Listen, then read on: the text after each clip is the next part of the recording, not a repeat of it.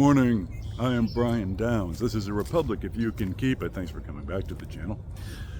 It is March 21st, 2026, about 9 o'clock in the morning in Orlando, Florida. Let's talk about the Strait of Hormuz and a gang of idiot murderous children.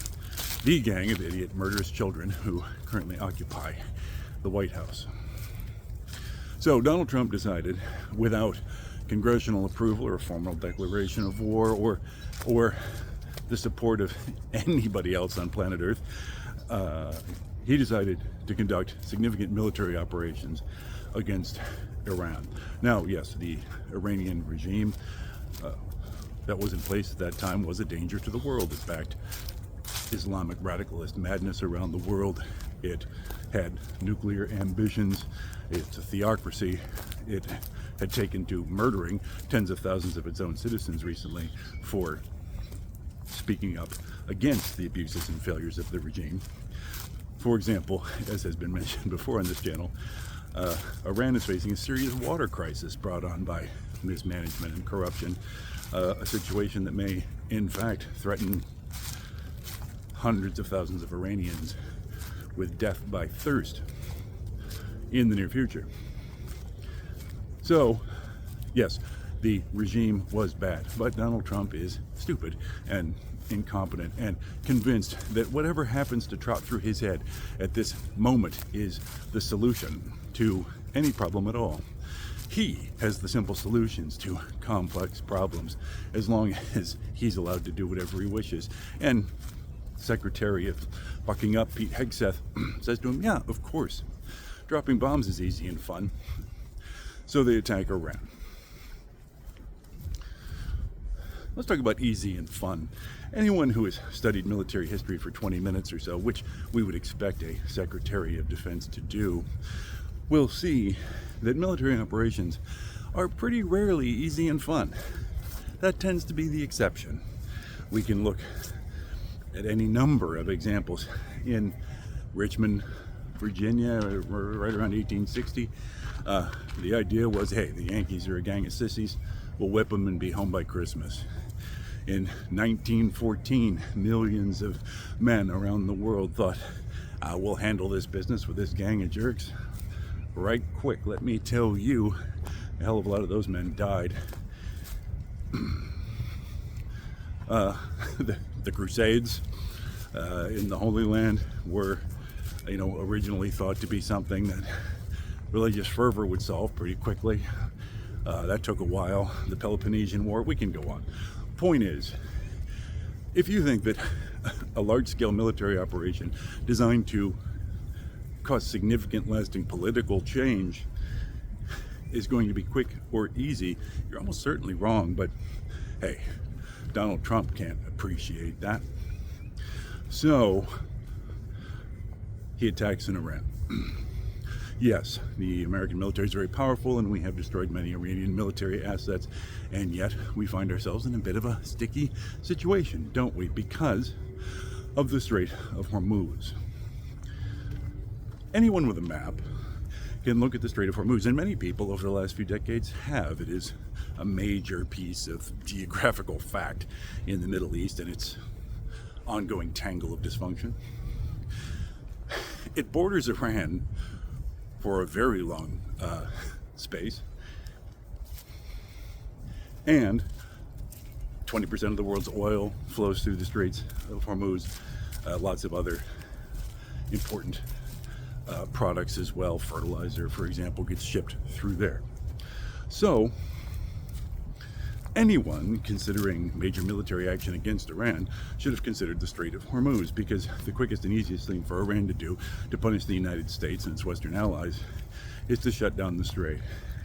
And that is very easy today with modern military technology, which has been demonstrated on the Ukrainian battlefield for the last several years. Cruise missiles, short-range missiles, drones of various kinds, unmanned aerial vehicles, unmanned marine vehicles. And understand, of course, that Iran does not have to shut down the strait completely. It does not have to have the ability to sink anything that passes through there. No, it just has to have a credible ability to damage or destroy 5% of what passes through there, and that will significantly choke up world trade as, you know, insurance companies and shipping companies and everything say, whoa, whoa, whoa, that's a lot of risk. This was obvious.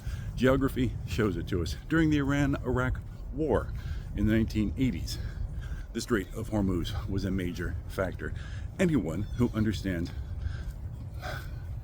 global strategy could see that. Clearly, the White House could not, because dropping bombs is easy and fun, and military operations produce quick and lasting fixes. Usually not the truth.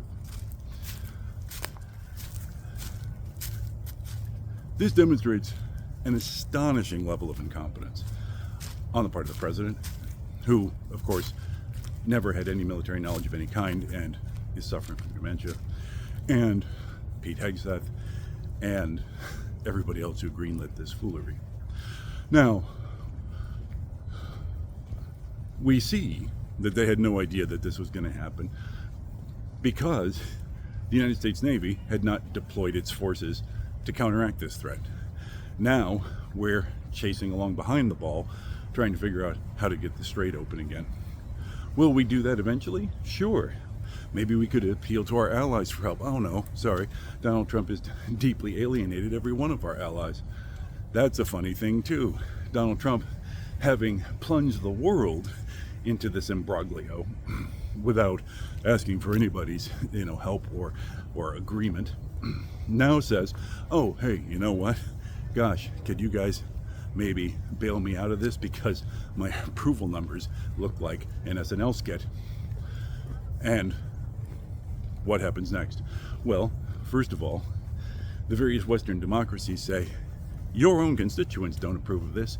My constituents in the United Kingdom or France or Italy don't approve of this. They will approve of it even less. I will be seen, if I help you, as spending blood and treasure of my own nation, fixing your fuck up. So I'm not going to do it. Also, by the way, they can read Donald Trump's approval numbers. They can see his long history of criminality and scandal, his cryptocurrency con games, the ongoing four-alarm fire of the Epstein files. They can see that every expectation is that the Republican Party is facing an extinction level event in the upcoming midterms. And so, if you happen to be a politician in Europe, you're going to say, I'm not helping this joker. His political career will be over in 10 minutes. Why should I get involved in his problem when the next president will almost certainly be, sane? So, President Donald Trump and anyone he's listening to failed to understand the strategic significance of the Strait of Hormuz, even though anyone with a map should be able to see that immediately. They failed to consider what might happen if their military operation did not produce precisely the results they wanted overnight, which, by the way, again, military operations usually don't. They had no plan B. They didn't think they needed any help. Now Donald Trump is asking for help, or has asked for help, has been turned down at every turn. Now he's saying, we don't need NATO, maybe we'll leave NATO. And the usual rambling nonsense that drools out of his mouth every day. What will happen next? Now, can we destroy a lot of Iranian military power? Sure. And then what? Will there be a new regime in Iran? Well, they've already chosen a new Ayatollah. He's the son of the last Ayatollah, and he's considered by Iranians to be a religious hardliner of remarkable inflexibility. He's in a position, of course, to say to his hardline constituency, look, I stood up to the United States. What shall the United States do? Significant ground operations in Iran? Iran is a huge country with lots of people in it.